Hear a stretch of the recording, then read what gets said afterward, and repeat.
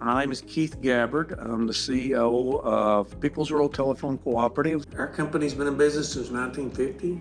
In spite of what some people may believe, I have not been there the entire 75 years, but I've been there a long time. Number one, we've built this state-of-the-art fiber to the home. Both of our counties have been all fiber for 11 years now. In addition to that, as a co-op, we think we're supposed to do even more than just provide a service. We do all kinds of things in the community, whether it's civic organizations or helping with parks or volunteering for all kinds of things. First thing we started doing with you guys was crowdfunding.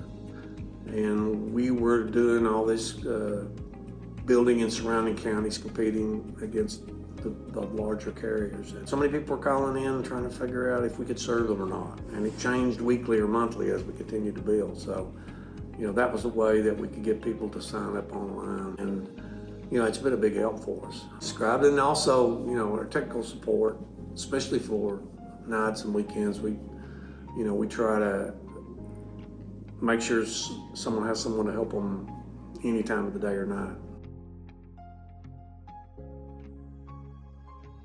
Well, they take me out to dinner every now and then. No, I'm just kidding.